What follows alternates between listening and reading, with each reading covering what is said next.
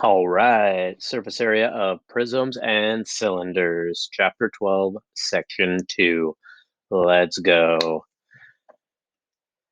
So we talked about what a prism is in the first section, and we talked about how it has two parallel and congruent faces that are called bases. They could be any polygon. In this case, they're hexagons. So there's two hexagonal bases.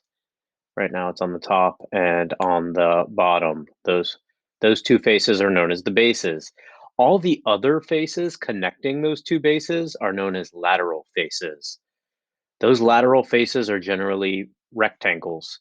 Technically, they're parallelograms because prisms can be oblique, meaning slanted over.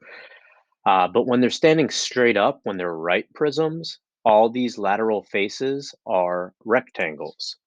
As you can see here on the side, that's a rectangle. The front one right here, that's a rectangle. That's a rectangle.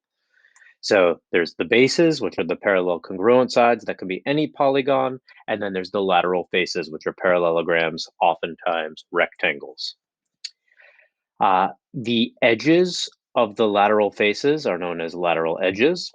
Didn't mean to cross that out, meant to underline it. They don't mention here, but the edges of the base are known as base edges. So we have lateral edges and base edges. And then there's the height of the prism, which they're labeling as the altitude. The height of the prism is the distance between the bases. No matter which way this prism is facing, the distance, the perpendicular distance between the prisms or between the bases is known as the altitude or the height of the prism. So the first idea that we're going to talk about is lateral area. The lateral area of a prism is the sum of all the areas of the lateral faces. So if we open this thing up and make what we call the net of the prism, and we unfold those two hexagonal bases, because this is a hexagonal prism, and we unravel it, and we have all these rectangles that make up the lateral faces. Well, if I would take the areas of all these lateral faces, if I would take the area of this rectangle right here, which would be a times h, because it's a rectangle, I could do length times width, base times height. And then what I could add to it is the area of this rectangle, which would be b times h. And then I could add the area of this rectangle, which is c times h, and go all down the line and add all 6, in this case, lateral faces, because it's a hexagonal prism, so there's 6 lateral faces. Well, the lateral area is what I would get when I add all those up. Well, it's not convenient to constantly have to add up 6 or who knows how many different areas. So what we're going to do is let's factor out this h. When I factor out this h, what I'm left with is a plus b plus c plus d plus e plus f.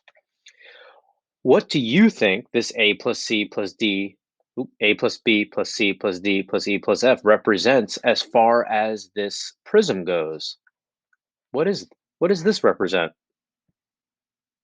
If you said that the sum of a, b, c, d, e, and f, if you said that was the perimeter of this base, you would be correct.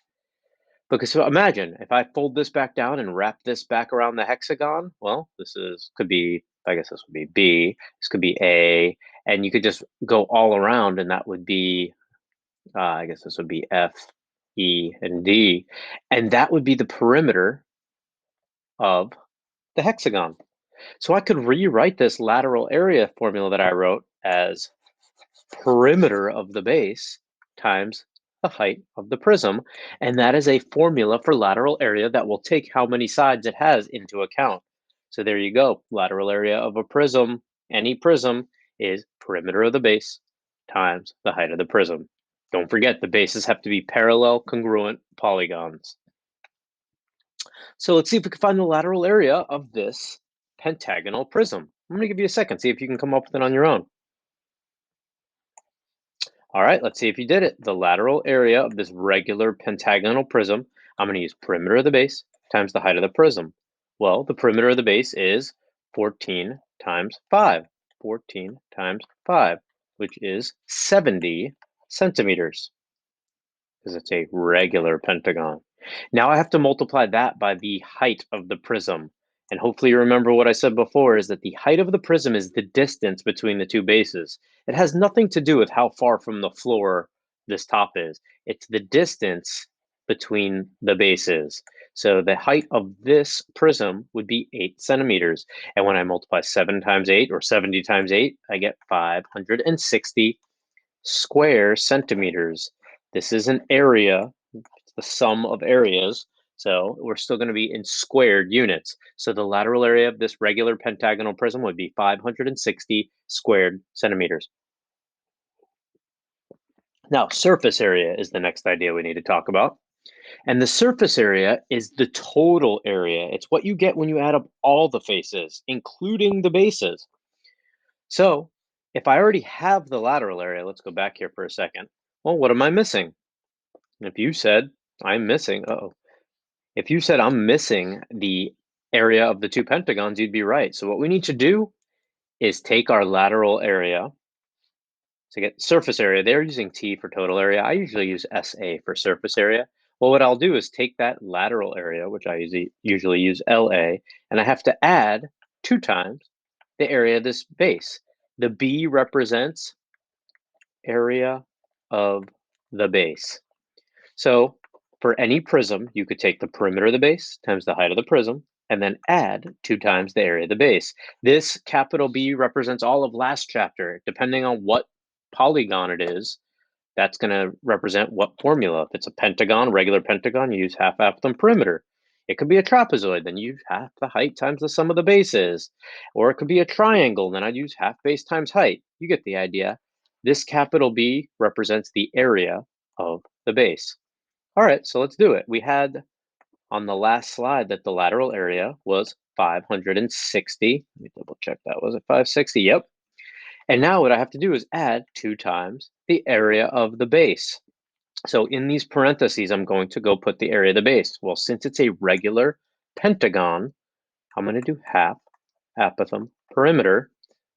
And that requires a little side work here because I know my perimeter is going to be, well, it's the same perimeter from before, 14 times 5. What was that, 70? I got to go find the length of the apothem on a regular pentagon with a side length of 14. So again, this is bringing us back to last chapter. I'm going to find the area of a regular pentagon with a side length of 14. Let's go do it. This is 14. Hopefully remember what we did.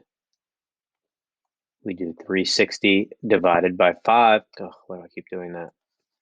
360 divided by 5, and that gets us 72 for that central angle. Is 72 degrees. But then I'm going to split it with the apothem, so I'm going to get 36 and 36.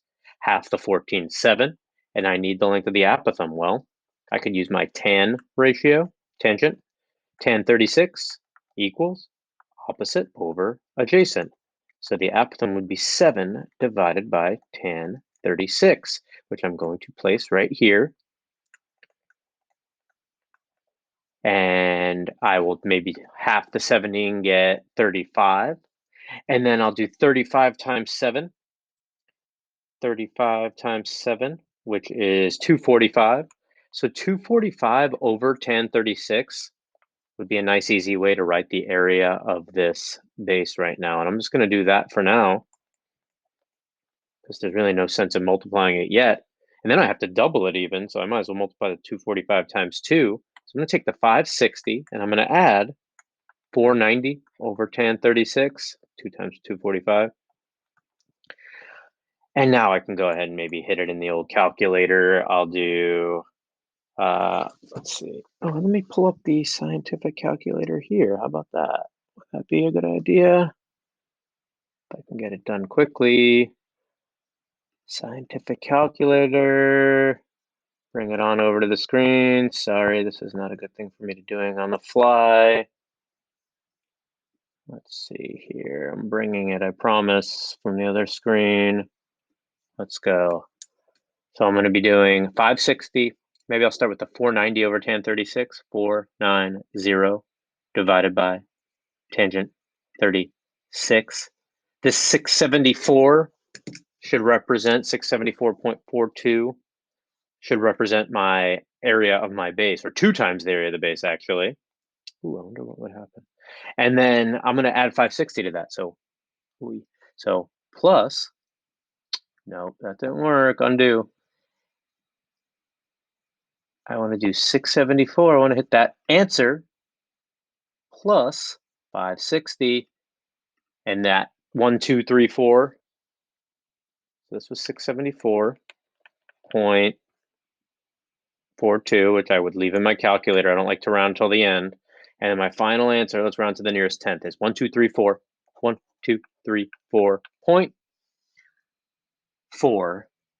And that was centimeters squared. And what that would represent is the total surface area. It's the sum of all 8 faces on this octahedron, because it's an 8-sided polyhedron, 2 bases because it's a prism. The sum of all 8 faces would be about 1,234.4 centimeters squared. That 560 represented the, actually, I said it was an octahedron before, but this is a pentagon. So this would be a heptahedron. Since it's a prism, it's got 2 extra bases from the 5 lateral faces. All right, so that 1,234 represents all 7 faces. The 560 is the 5 lateral faces. All right, let's keep it going. A couple for you to try. Let's see, should we do them all? Maybe we should.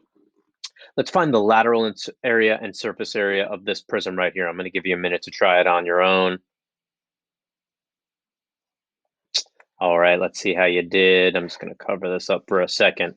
So to find the surface area, I'm going to take my lateral area and add 2 times the area of the base.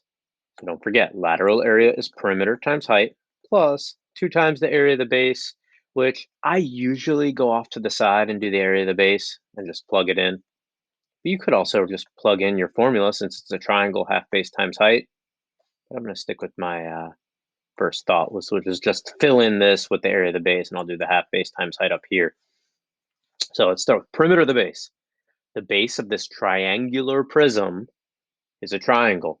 Since it's a right triangle, I can find the third side to be 17 because an 8, 15, 17 is a triple. You could also use Pythagorean theorem. 64 plus 225 is 289, square rooted 17. So I'm going to do perimeter of the base, which would be 3240 times the height of the prism, the distance between the bases, 21. And I can go ahead and do 40 times 21, which would be 4 times 21 is 84. So 840, right? I'm going to take that 840, and then I'm going to add 2 times the area of the base. So the area of the base, well, it's a right triangle. I could use the 8 and the 15 as my base and height. 4 times 15 is 60. The area of each triangle 60, and 2 times 60 is 120. So I'm going to do 840 plus 120, which is 960 squared units. So that is how you find number 3. I'm going to give number 4 a try. Number 4 could be a little bit tricky, only because you actually have some choices. On this prism, the triangular prism, you had to use the triangles as the bases. But in this rectangular prism, you kind of have to choose. Is the 7x9 floor here, let's call it, and ceiling, are those the bases? Well, they could be. But you could also use the 6x7 front and back, because those are congruent and parallel polygons. So you're able to use those as the base, or maybe you want to use these 6x9 sides as your base. It doesn't really matter.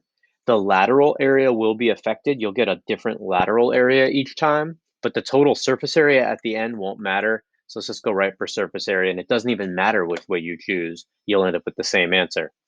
I'm going to use the front and back just to change things up. I'm going to use those as my bases. Perimeter times height plus 2 times the area of the base. The perimeter would be 6 plus 7 plus 6 plus 7, or 2 times 13, 26. If you use the front and the back as the bases, then the 9 has to be the height. So I'm going to do 26 times 9, which is 234. And then I'm going to add 2 times the area of the base. Well, if I use the front as my base, 6 times 7 is 42. So I'm going to get 234 plus 2 times 42, which is 84. And when I add them together, I end up with 318 squared units. I hope you got it. And then there was one more under there, wasn't there? Let's go ahead and erase the writing and then maybe see what's going on here. Eva and Casey are planning to paint the walls and ceiling of their living room. The room is 20 by 15 by 12. Find the surface area to be painted. This is interesting because it's making sure you understand the idea of what surface area is. I'm going to give you a chance here to try this one before I talk about it. All right, let's see. I'm going to draw just a very simple, like, rectangular prism to represent a room.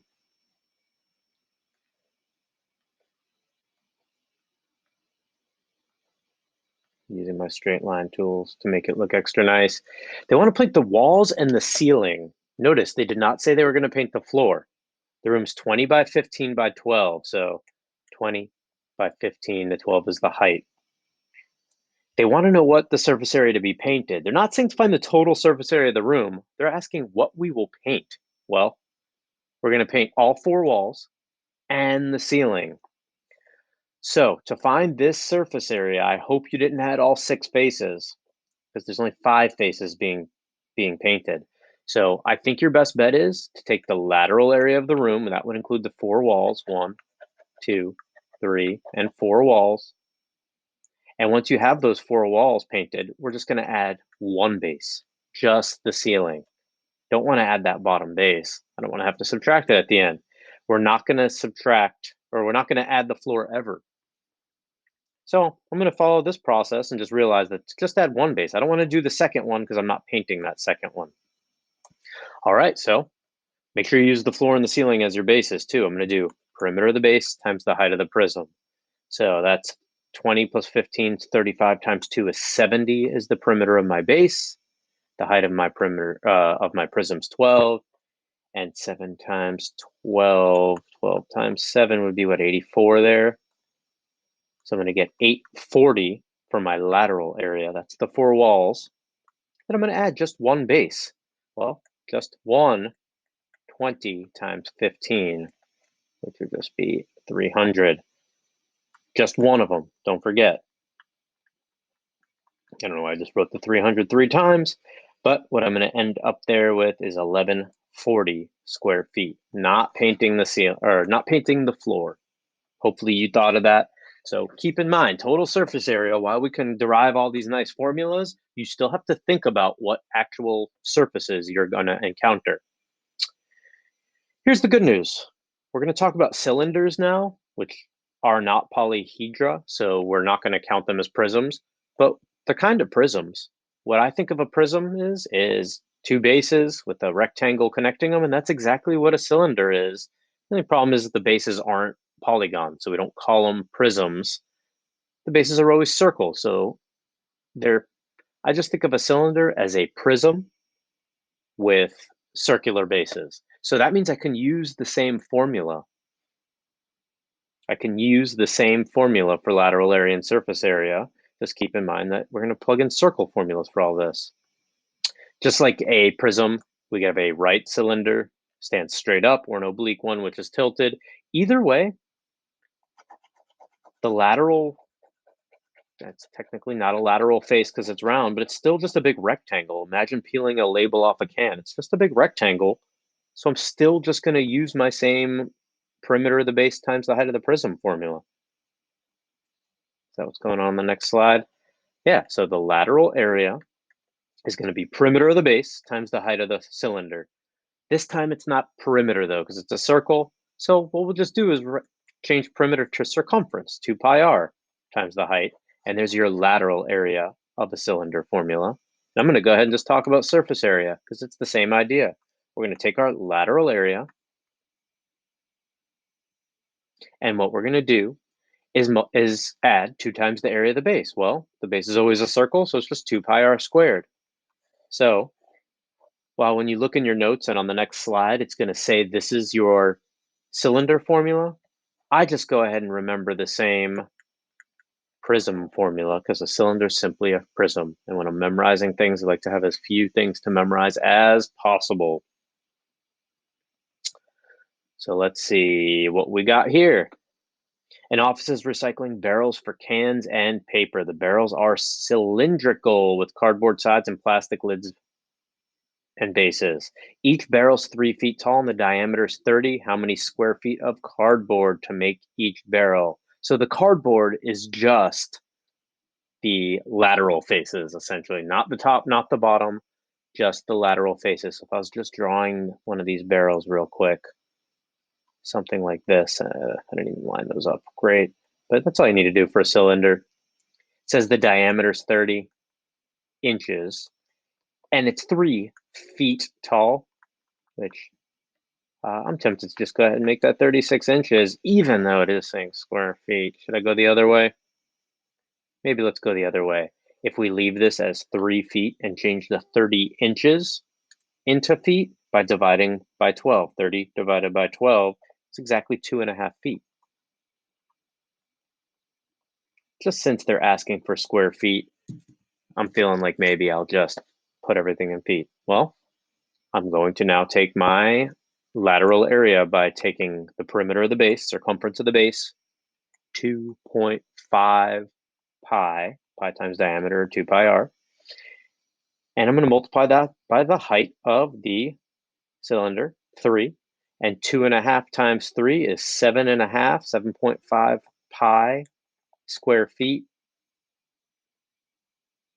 If you don't like the decimal in front of the pi, which is kind of bothering me a little bit, you could just make it 15 pi over 2 square feet. Might be a little nicer to deal with in the long run.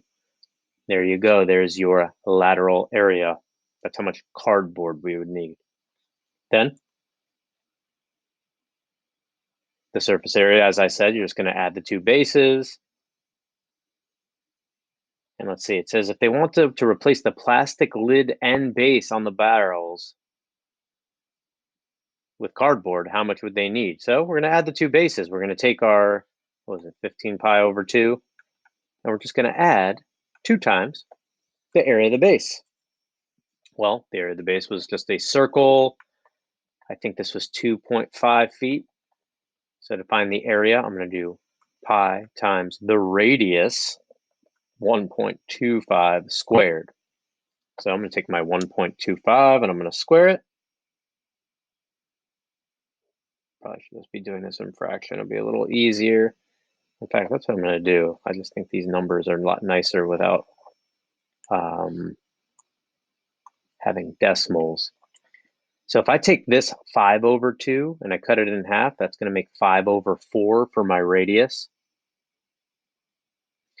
And I'm going to do pi times 5 over 4 squared. And I'll get 25 pi over 16 as my area. And when I multiply that by 2, I get 25 pi over 8. So I have 15 pi over 2 plus 25 pi over 8. And I'm just going to add those together, and that's what I'll get when I replace both. Multiply this by 4 to get a common denominator, and I get 85 pi over 8. I don't remember what units we were in. Feet. Feet squared. And if I only replace the lid, well, I could go back and make this into 25 pi over 16 again, just one of them. I guess I should go do that. Or I could just take my 85 pi over 8 that I've got and subtract. How about that? Subtract one lid, which is 25 pi over 16, since I don't need to replace both the lid and the base. So let's see, I'm taking my 85 pi over 8. I'm going to double that. So that's 170 over 16. And I'm going to subtract 25. 170 minus 25. What's that? 145 pi over 16 feet squared. And that would make a good just replacing the lid. Hopefully that makes sense. What else? Find the radius of a right cylinder if the surface area is 128 pi square centimeters and the height is 12. Ooh, I kind of like this one. This last one? Yeah, let's take a minute. See if you can come up with this. Find the radius. A little bit of a tricky one. Let's see how you did. I'm going to draw something. Terrible job, I guess, but we're going to do it. The height's 12. And they're giving you the surface area is 128 pi. So we're plugging into our formula. They're asking us for the radius. I'll put r. And I know how this goes. Surface area, 128 pi, equals the lateral area, circumference, 2 pi r, times h, 12, 2 pi r h plus 2 pi r squared, plus 2 pi r squared. I'm just literally plugging in and solving for r. Can I move this up? Whoa, cool. Here we go. So I've got my surface area equals 2 pi r times 12, so 24 pi r plus 2 pi r squared. My first thought is I see a pi and everything, and I could also divide a 2 out. What's that? 64 equals 12r plus r squared. This looks familiar. A little quadratic. Let's make it equal 0. Put it in standard form. And solve by factoring. Factors of 64 that make 12. What's that? Well, it's definitely not 8 and 8. How about 4? How many times does 4 go into 64? 16. Yep, that's it. So I got r plus 16, r minus 4. They multiply to negative 64. They add to positive 12. And I get two possibilities. Like I set them both equal to 0 separately, 0 product property. I get negative 16 and positive 4. And I can't have a negative 16 radius, so I'm going to get rid of that one. And there it is. Radius is 4. Hopefully you understand how to find the lateral area, surface area of both prisms and cylinders. And now you can go try your 12-2 homework. And I'll see you at the next live lesson.